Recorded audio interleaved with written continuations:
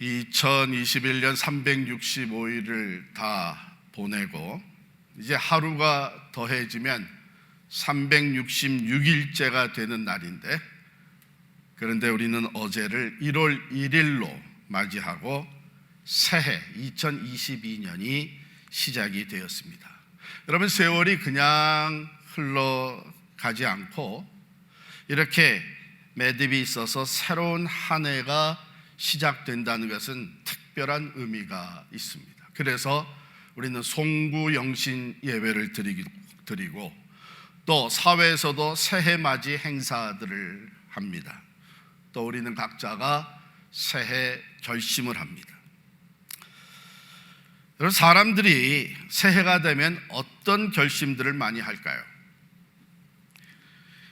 한국의 목표 달성 플랫폼이라는 챌린저스가 있습니다. 새해를 시작하면서 도전을 하는 거죠. 챌린저스 그 플랫폼이 있는데, 이 앱을 운영하는 기관은 Y2Cube라고 하는 기관인데, 작년에 새해를 시작하면서 1월 1일부터 14일까지 2주간 이 챌린지 앱에서 가장 많이 사람들이 이용하고 개설했던 그 챌린지 앱 탑 10을 발표를 했습니다. 그 중에 1위가 뭔가 하면 아침에 일찍 일어나기입니다. 아침에 일찍 일어나기. 이것은 3년 연속해서 1위였다고 합니다. 여기에 참여했던 사람들은 일찍 기상하는 습관이 들면서 늦잠 자기 일수였던 주말 풍경까지 달라졌다. 또 아침 시간이 많아지면서 생활에 여유가 생겼다와 같은 긍정적인 후기들을 남겼습니다. 그 다음 2위가 책 읽기입니다. 독서.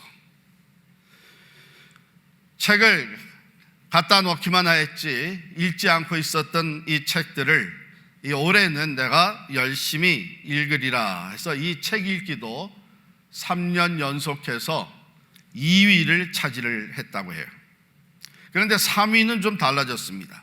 새롭게 3위에 진입한 챌린지는 홈 트레이닝입니다. 홈 트레이닝. 이해가 가시죠? 작년 코로나로 인해서 이 외부 활동하기가 어려워지면서 사람들이 이 집에서 체력을 단련해야 되겠다는 이 홈 트레이닝에 도전을 하기 시작을 한 것이죠. 그래서 새롭게 3위에 오르게 됐습니다. 우리는 올해도 이 코로나에서 벗어나지 못한 상태에서 신년 첫 주일을 이렇게 온라인으로 여러분들이 가정에서 드리고 있습니다. 자, 올해 여러분 새해 결심은 무엇입니까? 어떤 것을 원하며 어떤 것에 도전해 보시려고 하십니까? 저는 이 코로나로 인해서 많은 사람들이 어려움도 겪고 저 자신도 한때 무기력감을 느끼면서 이 코로나의 영향력이 대단하다 하는 것을 인식하면서 질문을 떠올리게 됐는데, 사람은 무엇으로 사는가? 여러분 잘 아는 대로 러시아의 대문호 톨스토이의 단편 소설의 제목 아닙니까? What men live by. 사람은 무엇으로 사는가? 코로나 팬데믹으로 인해서, 그것도 몇 개월이 아니라 2년 동안 지속되고 있는 이 코로나 팬데믹으로 인해 우리의 삶에 많은 변화와 또 위기와 어려움이 생겼습니다. 오늘 아침에 제가 확인을 해보니까 현재 전 세계 코로나 확진자 그 현황 통계가 2억 9천만 명입니다. 그리고 사망자는 546만 명입니다. 우리가 사는 이 미국의 총 확진자 총 합계가 5,500만, 그리고 사망자는 84만 7천 명입니다. 또 뉴저지 확진자는 160만 명에 사망자가 2만 9천 명입니다. 이러한 상황이 2년 동안 쭉 지속이 되면서 수많은 사람들이 스트레스와 불안감, 우울증, 무기력감에 빠져서 전문 상담가를 찾고 정신치료를 받고 있습니다. 사회, 경제, 문화, 교육, 종교, 이 모든 삶의 분야에 변화가 일어났고 위기감이 계속 감돌고 있습니다. 우리 교회도 모이지를 못하는 가운데 영적 갈등과 신앙생활의 문제를 우리가 접하고 있습니다. 많은 일들을 중단해야 했고 계획했던 일들을 포기하면서 무기력감에 빠집니다. 사랑하는 성도 여러분, 우리는 개인이나 가정이나 또 사회나 어떤 기업이라도 이런 위기 상황에 놓인다든지 이 위기를 극복해야 되는 그런 상황, 또는 많은 문제들이 한꺼번에 일어나서 그 문제들을 해결해 나가야 되는 어려운 상황, 또는 이제 새로운 진보를 위해서 중요한 결정을 해야 되는 이런 상황에 놓이게 되면 우리는 가장 먼저 기본적인 것을 짚어보게 되어 있습니다. 우리의 존재의 목적이 뭐냐? 우리가 존재하는 삶의 그 기본 원리가 뭐냐? 여러분, 이런 것을 짚어보지 아니하고 그저 어떤 방법으로 눈앞에 있는 문제를 해결하고 결정을 해나갈 것이냐 하게 되면 우왕좌왕하기 일쑤입니다. 그리고 해결한 것 같지만 결국은 해결하지 못하고 더 큰 어려움에 빠지는 것을 보게 됩니다. 저는 우리가 이 코로나로 인해서 2년 동안에 이 많은 어려움, 고통과 위기, 또 앞으로에 대한 그 불안과 걱정, 이런 상황 속에서 자, 그러면 사람은 무엇으로 사는가? 이 질문을 떠오르면서 우리가 존재하는 그 기본 목적, 특별히 우리 그리스도인으로서 이런 때 우리는 무엇을 붙잡고 기본적으로 어떤 원리를 붙잡고 나가야 될 것인가 하는 것을 생각하게 됐습니다. 여러분이 잘 아는 그 러시아의 대문호 톨스토이, 그는 50대에 접어들면서 아주 심한 우울증을 앓게 되었습니다. 그때는요, 이 톨스토이가 전쟁과 평화, 안나 카레니아 등 참 불후의 명작을 이미 써내어서 러시아의 대문호로 칭송을 받기 시작하던 때였습니다. 하필 그 무렵에 무기력과 절망이 찾아왔는데요, 내가 어떻게 하면 셰익스피어와 같이 될 것이냐 이러면서 한탄한 게 아니라 셰익스피어보다 더 이름을 날리는 명성을 얻게 된다고 한들 그게 무슨 의미가 있겠는가 하는 차원의 고민에 빠지게 된 것이죠. 명성과 인기도 다 부질없다고 느끼던 그는 삶의 의미를 잃은 채 자살 충동까지 느꼈다고 그의 또 다른 책 고백론에서 적고 있습니다. 그런 상황 속에서 단편 소설 사람은 무엇으로 사는가 하는 것을 1885년에 내놓았습니다. 톨스토이가 이러한 정신적 공황을 겪는 과정에서 나온 그 치열한 고민의 결과물이라고 할 수 있죠. 이 단편 소설에서 톨스토이는 스스로 세 가지 질문을 던집니다. 그 스토리를 통해서 던진 세 가지 질문은, 첫 번째, 사람의 마음 속에는 무엇이 있는가? 두 번째, 사람에게 주어지지 않은 것은 무엇인가? 세 번째가 사람은 무엇으로 사는가? 그리고 이 소설, 단편 소설을 통해서 답을 제시합니다. 첫 번째, 사람의 마음속엔 무엇이 있는가에 대해서는 사람의 마음속에는 하나님의 사랑이 있다 하는 답을 주고요. 사람에게 주어지지 않은 것은 무엇인가 하는 것에 대해서는 인간에게는 자신에게 필요한 것이 무엇인지를 아는 능력이 주어지지 않았다 하는 것입니다. 또 다른 말로 하면 인간에게는 자기 미래를 보는 지혜가 없다고 하는 것입니다. 그리고 세 번째, 사람은 무엇으로 사는가 하는 것에 대해서 사람은 사랑으로 산다 이렇게 답을 주고 있습니다.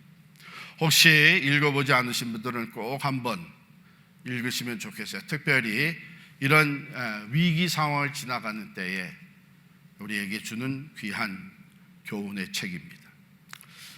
당시에 다른 실존주의자들은 그 삶의 인생의 의미에 대해서 고민을 많이 했는데요, 톨스토이는 조금 달리 인생을 어떻게 살 것이냐, 어떻게 살아야 하는 것에 대한 더 많은 생각과 신경을 썼던 것이죠.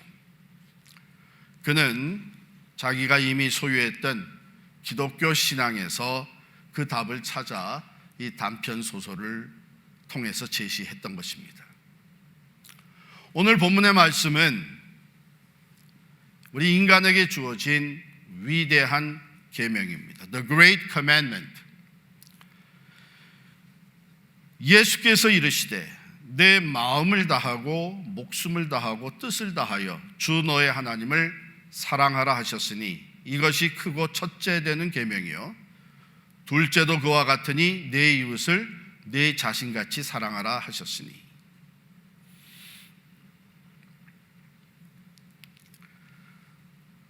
오늘 이 대화는, 이 말씀은 잘못된, 바르지 못한 의도로 예수님께 질문했던 것으로 시작이 됩니다.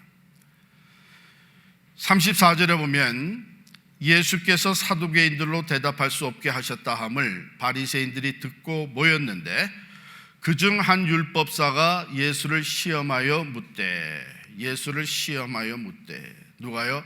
바리새인 중에 한 율법사가. 바리새인들은 당시 에세네파, 사두개파와 함께 유대교의 큰 3대 분파의 하나였습니다. 예수님 시대에는 가장 큰 영향력을 끼쳤던 사람들이 바리새인들이었습니다. 이들은 율법을 엄격하게 지키는 사람들이었고 또한 사내들인 공회의 리더로서 많은 바리새인들이 참여하고 있었습니다. 경건한 지도자와 존경받는 사람들로 인정되었던 것이 바리새파 사람들 중에, 이들은 십계명을 비롯한 이스라엘의 조상들로부터 물려받은 그 율법뿐만 아니라 그 선조들의 그 전통을 존중하여서 그 구전까지 그대로 이어받아서 일상생활의 아주 사소한 데까지 율법을 구체적으로 정확하게 지켜나가는 열정이 있었던 사람들이었습니다. 그런데 사두개파 사람들은 모세 오경에 기록된 율법만을 인정을 했습니다.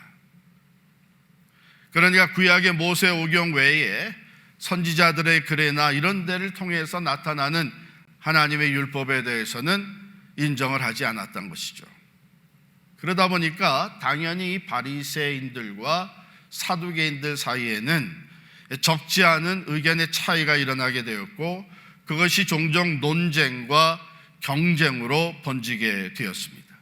오늘 여기 말씀에도 보면 한 율법사가 예수를 시험하여 질문을 했다 그랬는데 그것도 사두개인들로, 예수께서 사두개인들로 대답할 수 없게 하셨다 함을 바리새인들이 듣고 모였다 그랬습니다. 우리가 기회가 왔다. 우리가 사두개인들보다 훨씬 더 월등하다고 하는 것을 보여줄 기회가 왔다. 저들은 나사렛 예수와 논쟁을 해서 아무 말도 못하고 패배했는데 이제 우리는 이 예수와 논쟁을 해서 우리가 이기면 이것은 사두개인들의 코를 납작하게 만드는 결과가 될 것이다 해서 이 옳지 못한 마음을 가지고 예수를 테스트하려고 시험하는 질문을 던진 겁니다. 성경에는, 신약 성경에는 이런 예가 여러 곳에서 나와요. 예수님을 시험하는, 특별히 그 종교 지도자들이. 그때마다 예수님은 어떤 때는 그 시험하는 그 질문을 받을 때에 그것을 오히려 되돌려 물으셨습니다. 너희들은 어떻게 생각하냐? 또 어떤 때는 아예 침묵하셨습니다. 대답할 가치를 느끼지 않으셨습니다. 지혜롭게 예수님은 그 시험에 들지 않게, 그 시험에 얽매이지 않도록 대처를 하셨어요. 그런데 오늘 케이스를 보면요, 분명히 예수님을 시험하려고 던질 질문이라는 것을 예수님이 왜 몰랐겠어요? 그런데 아심에도 불구하고 성경의 다른 경우와는 다르게 조금도 지체하지 아니하시고 답을 하십니다. 옳지 못한 의도로 던진 질문인데 예수님이 그것을 그냥 그대로 수용해서 조금도 지체하지 않고 답을 주신 거예요. 왜 그랬을까요? 그 질문한 의도는 옳지 않았지만 예수님은 이것이 모두가 다 들어야 될 진리, 그리고 현실적으로 실천해야 되는, 삶에 적용해야 되는 하나님의 위대한 명령을 가르치는 기회가 되었기 때문인 것이죠. 예수님은 그것을 좋은 기회로 삼으셔서 의도는 좋지 않았지만 그 질문에 답을 즉시 해주십니다. 모두가 다 들어야 할 진리이며 이미 알고 있는데 실천하지 못하고 있는 것을 깨우쳐 주시는 말씀, 이것은 오늘 우리들도 포함하고 있는 것입니다. 바리새인들뿐만이 아니고 우리들도 마찬가지죠. 바리새인들이 사두개인과 에세나파와 늘 경쟁 사이에 있었던 것처럼 우리가 살아가는 삶의 현실은 경쟁으로 가득 차 있습니다. 심지어는 교회생활, 신앙생활조차도 내가 남보다 앞서려고 하고 인정받기를 원하고 옳지 못한 마음 자세를 가지고 살아가는 경우가 적지 않게 많습니다. 예수님께서 던지신 이 질문은 구약에서, 특별히 구약의 모세오경에서 인용한 말씀들입니다. 신명기 6장 5절입니다. 너는 마음을 다하고 뜻을 다하고 힘을 다하여 네 하나님 여호와를 사랑하라. 이것을 인용을 하셨어요. 그 다음 부분은 레위기 19장 18절에서 인용을 하셨습니다. 원수를 갚지 말며 동포를 원망하지 말며 내 이웃 사랑하기를 내 자신과 같이 사랑하라. 나는 여호와이니라. 모세오경에서 인용된 이 두 말씀, 그러니까 바리새인들뿐만 아니라 사두개인들까지도 포함해서 누구나 익히 알고 있었던 이 율법의 말씀, 오늘 교회 생활을 어느 정도 한 사람이면 누구나 다 익히 알고 있는 이 말씀, 그래서 이것을 우리는 사자성어로 줄여서 경천애인이라고 표현하기도 합니다. 그런데 말씀을 잘 알고 있었지만 그 말씀을 놓고 논쟁도 벌리면서 자기 자신의 지식과 자기 자신의 그 논리를 월등하게 펼쳐가면서 다른 사람들을 길을 죽이고 시험하고 하는 이런 사람들에게 예수님은 그 말씀이 진리일 뿐만 아니라 실제 생활에 실천되어져야 할 것이기 때문에 이 말씀을 주저없이 대답해 주신 것입니다. 오늘 우리도 너무나 잘 알고 있는 말씀, 그런데 그 다음 내용은 여러분 각자가 생각하시면 되겠습니다. 우리의 삶 속에 우리의 신앙생활 속에 우리가 교회를 섬기며 하나님의 사역을 하는 가운데 이 말씀이 실천되고 있는지, 이 말씀은 먼저 우리에게 사랑의 대상에 대해 명령하고 있습니다. 사랑의 대상은 하나님 그리고 이웃, 다른 사람입니다. 여러분, 궁극적인 사랑의 대상이 무엇인가 하는 것은 매우 중요합니다. 왜냐하면 우리가 이 세상을 살면서 사랑하게 되는 것이 참 많기 때문입니다. 다른 사람을 사랑합니다 뿐만 아니라 재산, 명예, 인기, 힘, 권력, 건강과 미모, 학문, 취미, 운동, 자기 성취, 자기를 중심으로 사랑하는 것이 우리가 얼마나 많습니까? 그래서 우리가 무엇을 궁극적인 사랑의 대상으로 삼느냐 하는 것은 매우 중요한데, 왜냐하면 우리가 궁극적인 사랑의 대상으로 삼고 있는 그것이 목적이 되고 다른 것들은 다 그것을 성취하는 수단이 되기 때문입니다. 신앙생활을 하는 우리들에게 하나님 외에 다른 것이 사랑의 우선순위에 올려져 있다면 하나님은 내가 사랑하고 원하는, 목적하는 그것을 성취해 나가는 수단이 되고 맙니다. 우리의 기도를 잘 살펴볼 수 있기를 바랍니다. 하나님의 뜻을 위해서, 하나님이 원하시는 목적을 위해서 하나님을 사랑하기 때문에 내가 이렇게 하겠습니다, 이렇게 할 수 있도록 도와주십시오 하는 기도가 많은지, 아니면 내가 원하는 재산, 내가 원하는 성공, 출세, 건강의 문제, 또 관계의 문제, 내 자신의 자기 성취를 위한 이런 것들을 놓고 하나님 이렇게 해 주십시오, 응답해 주십시오, 채워 주십시오, 해결해 주십시오 하는 기도가 더 많은지 한번 생각해 볼 필요가 있습니다. 하나님이 우리의 사랑의 궁극적인 대상이 되지 아니하고 다른 것이 사랑의 대상이 된다면 우리의 신앙, 하나님을 섬기고 하나님을 믿는다는 것은 바로 그 하나님 수단으로 삼아서 내가 사랑하고 목적하는 것을 성취하는 아주 잘못된 신앙이 되고 마는 것입니다. 하나님은 그것을 가장 싫어하십니다.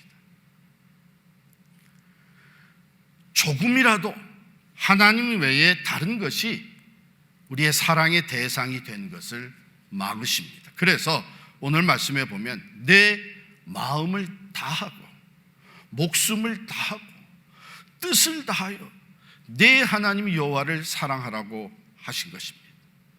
여기에 보면 지정의에 전인격적으로 하나님을 사랑하는 것, 나의 모든 것을 다해서 하나님을 사랑하라고 하는 것입니다. 그렇게 되면 어떻게 됩니까? 내가 일하는 것도 하나님을 사랑하는 마음으로 하나님을 위해서 일하게 됩니다.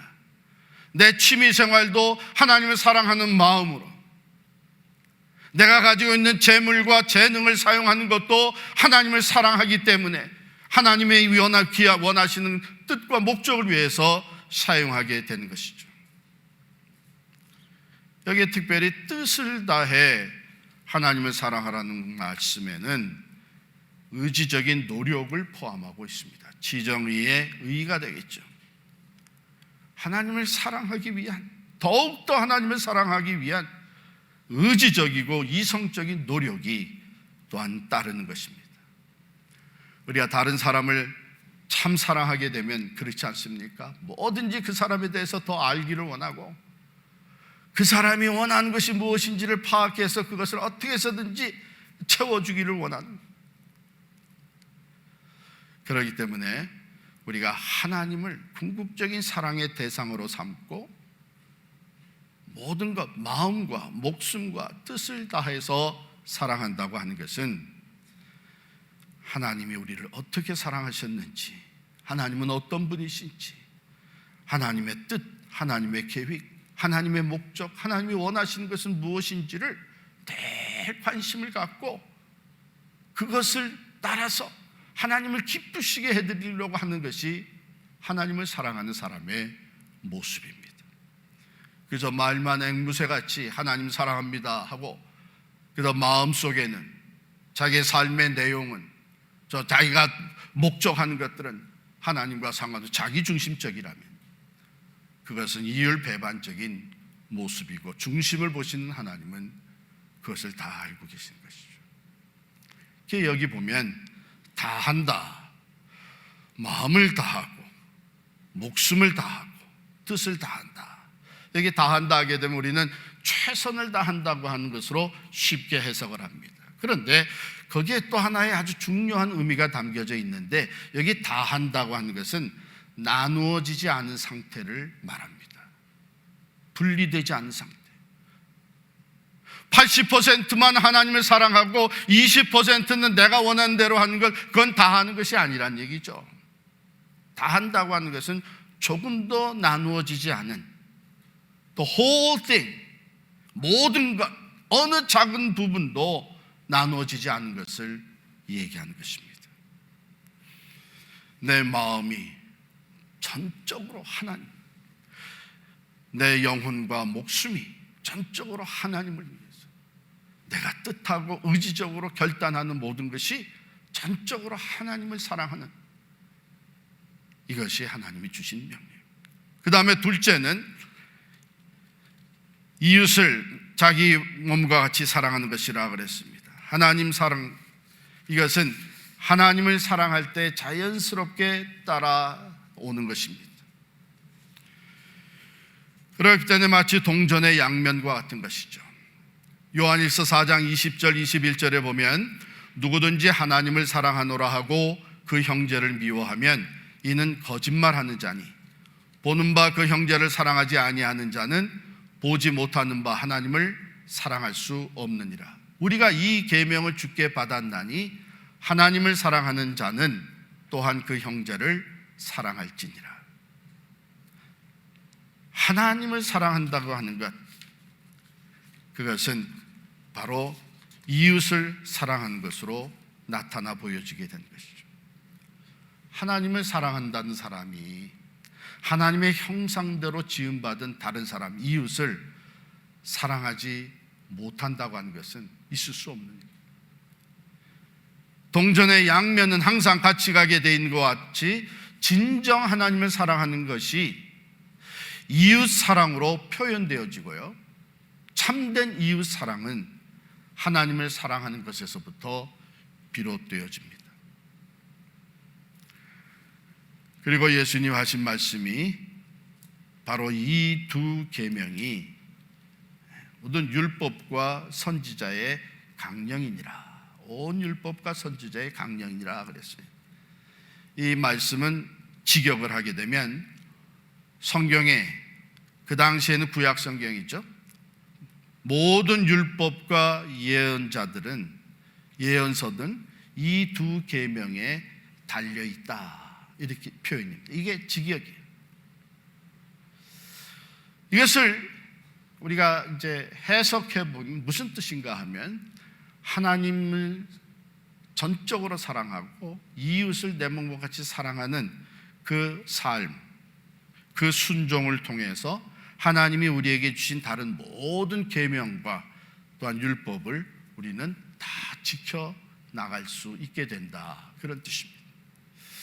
그래서 성 프란시스 같은 분은 이런 얘기를 했습니다.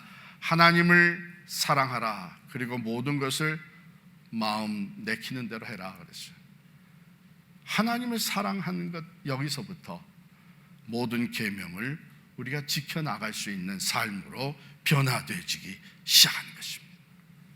로마서 13장 10절에 사도 바울은 이렇게 적습니다. 사랑은 이웃에게 악을 행하지 아니하나니 그러므로 사랑은 율법의 완성이니라. 갈라디아서 5장 14절도 온 율법은 내 이웃 사랑하기를 내 자신같이 하라 하신 말씀에서 이루어졌나니.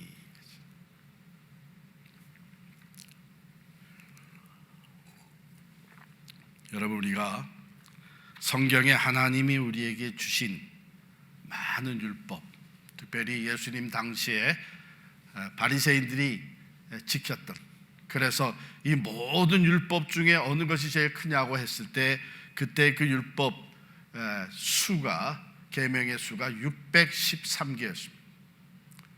여러분들 지금 앉아서 그 613개, 성경에 있는 613개, 그들이 지켰던 613개의 계명을 적어볼 수 있겠어요? 아니, 613개가 아니더라도 10계명을 비롯해서 그 10계명에서부터 가지쳐서 나온 성경의 여러 그 계명들, 우리에게 지키라고 하신 그 계명들을 적어 내려가면 얼마나 적을 수 있겠어요? 그런데요, 우리가 그 계명들을 계속 알아가야 되겠죠. 그러나 비록 우리가 그것을 다 알지 못한다고 해도 하나님을 진심으로 사랑하고 또 이웃을 사랑할 때, 즉 모든 것을 다해 하나님을 사랑하고 모든 것 다해 이웃을 내 몸과 같이 사랑할 때에 우리가 미처 알지 못하는 그 계명들조차도 다 지켜지게 돼서 완성된다 하는 말씀입니다. 그러니 이 말씀이 얼마나 중요한 계명입니까? 그래서 우리는 이것을 가장 위대한 계명이다, commandment다, 이렇게 얘기를 합니다. 이제 말씀을 맺습니다. 2022년 새해를 시작하면서 여러분 어떤 새로운 챌린지를 해보시려고 하십니까? 저는 우리 사랑하는 온 필그림의 성도들에게 바로 이 챌린지를 강추합니다. 아니, 챌린지가 아니라, 즉 웹사이트에서 만들어 놓았던 그 플랫폼, 앱에 들어가서 내가 할 수도 있고 하지 않아도 되는, 또 내가 원하는 챌린지를 선택해서 하는 그것이 아니고, 오늘 우리가 나눈 이 말씀의 챌린지는 하나님의 명령입니다. 선택의 여지가 없는 것입니다. 오늘 이 말씀 우리가 간단히 요약해서 새해표로 만들었습니다. 모든 것 다해 사랑하라. 모든 것 다해 하나님을 사랑하라. 모든 것 다해 이웃을 사랑하라. Love with all. 여러분, 한 해 동안 이것을 늘 기억하면서, 늘 이것을 기도의 제목으로 삼으면서, 늘 이것이 나의 삶의, 내 신앙생활의 영적 성장의 챌린지로 삼아서 매일같이 사랑의 사람으로, 하나님을 모든 것 다해 사랑하고 이웃을 내 몸과 같이 사랑하는 사랑의 사람으로 성장해 갈 수 있기를 간절히 축원합니다.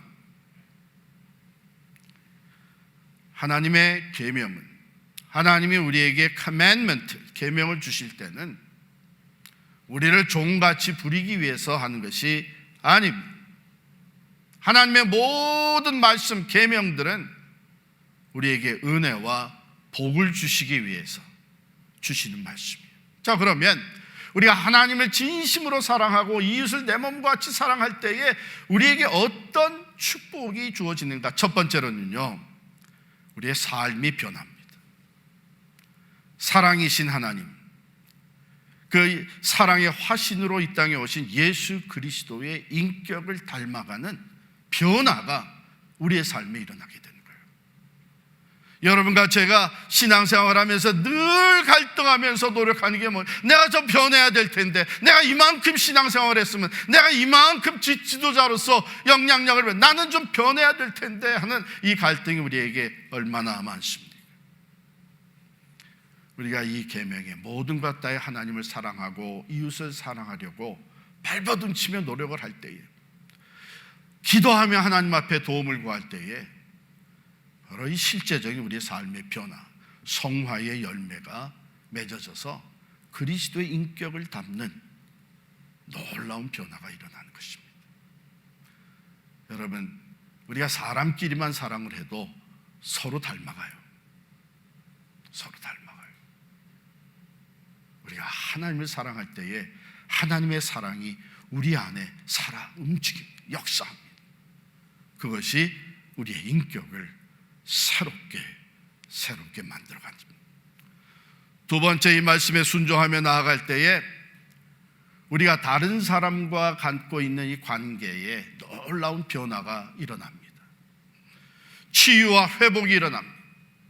품지 못했던 사람을 품게 되고, 용서하지 못했던 사람을 용서하게 되고, 내가 먼저 손 내밀고 내가 먼저 낮아져서 섬기는 이런 놀라운 변화가 일어나면서 관계가 회복이 됩니다.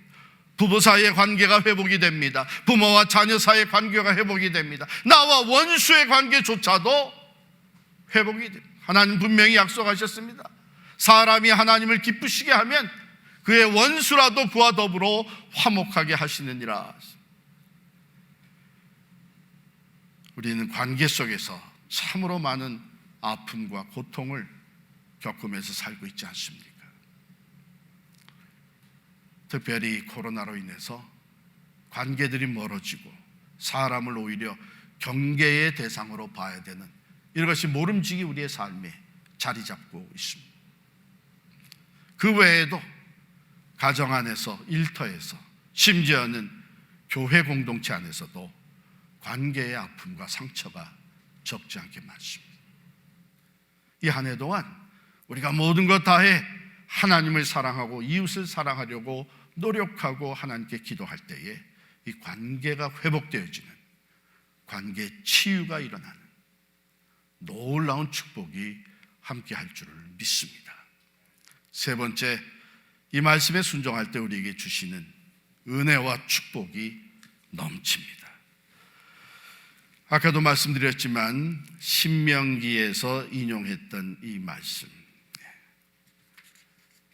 신명기 8장으로 넘어가게 되면 신명기 8장에 하나님께서 이렇게 말씀하십니다. 12절 신명기 8장은요, 그 제목 자체가 하나님의 계명에 순종하여 받는 복입니다. 순종에 따르는 복이에요. 특별히 12절, 13절을 읽습니다. 내 손으로 하는 모든 일에 복을 주시리니 내가 많은 민족에게 구워줄지라도 너는 꾸지 아니할 것이요 여호와께서 너를 머리가 되고 꼬리가 되지 않게 하시며 위에만 있고 아래에 있지 않게 하시리니 오직 너는 내가 오늘 네게 명하는 네 하나님 여호와의 명령을 지켜 행하며. 사랑하는 성도 여러분, 우리 새해 2022년 한 해 동안 표로 정해놓은 이것, 모든 것 다해 사랑하라. Love with all. 우리의 마음과 목숨과 뜻을 다해 하나님을 사랑하십시다. 한 번에 이루어지는 일은 아닙니다. 그러나 우리가 목표를 세우고 챌린지, 도전을 하고 하나님께 기도하며 나아갈 때에 우리는 하루하루 이 해가 지나갈수록 더욱더 사랑의 사람으로 변화되어져 갈 것입니다. 이웃을 내 몸과 같이 사랑하십시다. 하나님을 모든 것 다해 사랑하고 이웃을 내 몸과 같이 사랑하는 사람들이 비로소 미셔널 라이프를 살아갈 수가 있습니다.